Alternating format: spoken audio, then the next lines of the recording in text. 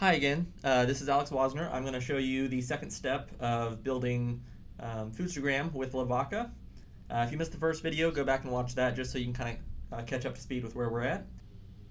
So we've got some scaffolding tools built into our grunt tasks. And so I'll show you how to use those. You type in grunt blueprint and then a colon with the type of thing you want to create, whether it's a model, a view, collection. So I'm going to create a view, and we're going to call it food. So that's going to go ahead and create all the stuff that we need to use that view. So if you look up here, we can import food view into our controller that's using it. So we'll go ahead and add that into home controller. And we want to create the route to it. So we're going to do /food, home controller food.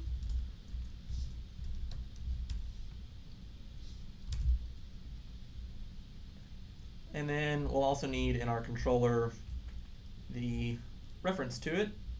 So that's here.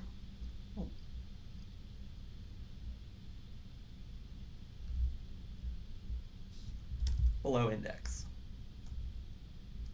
And so what this is doing, it's creating a new view for us to reference later called food view. It has an empty model in it, which we'll actually not use that for right now. And returns food view. If you also look, it's also created the UI/view/food view. That looks just like our home view. And it's also created a template in our templates folder for food view. So let's go ahead and create the other ones. Now that you know what that does, I'm going to go ahead and create the other ones that we're going to need throughout this project. So we've got a header. We've got a page wrapper, and that's basically going to allow us to use the same view for both a page and as a child of another page. So we'll call that page wrapper. And then we're going to want the profile view. Great, now that we've done that, we want to create a new model. So if you look at state model, basically this is creating a singleton instance of a model. So we're going to do the same thing, so we can just copy and paste this into a new file, and we'll call this food collection. And that's just going to create a new collection. So we need to import collection from Lavaca, as well as importing the data that we have. So import, and we'll say data from, and it's going to be in the same folder as our model. So we'll just do ./data. And the last thing we want to do is pass in, so collection, you can pass in an array of objects. If we look at our data model, we've got a feed with an array of a bunch of different objects that'll be in the feed. So we'll do data.feed. And if we save that as food collection, we can import that into our home controller. Since it's a singleton, you can only create one instance of it. Just something to point out. So we go into here and we import our food collection from app/model/food collection. We don't need to create a new one since obviously we're creating it in the singleton, and we're going to pass that to our home. So now if we look at our home view, we can kind of see what is rendering. Oh, let me start my server up.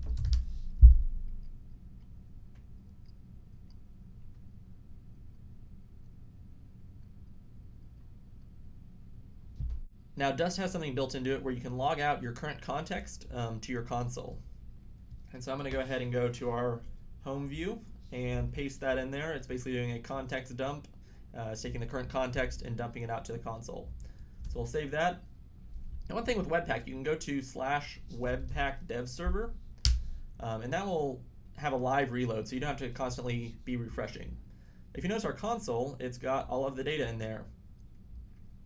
So just like our data looked, we're now seeing that it's rendering to the console and is in our views. All right, so what we're going to want to do first is plop in our header. so we have a header at the top of the page. We'll type in header and give it an ID of header view.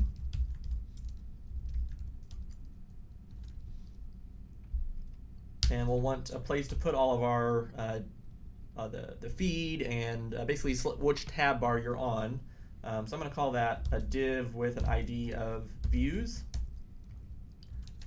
And then we'll also want a tab bar.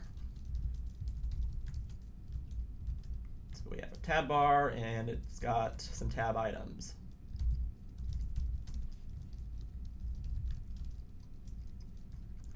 All right. Give it 3 items. And we can delete our success. All right, so we can use dust to loop through all of the objects in this array and put some data in there. So to do that, use dust syntax for looping through an array, which is like this. And then we can put out the comment, for example. So we'll go in here and add comment. Let's save that and see what it looks like. So great, now we have a collection being created, that collection being passed as the model to the view, and then the view rendering out some of that data. All right, so in the next video, we're going to go through actually finishing out this view, and we're going to have it so you can double click on the image to like it, and have that redraw with the new data.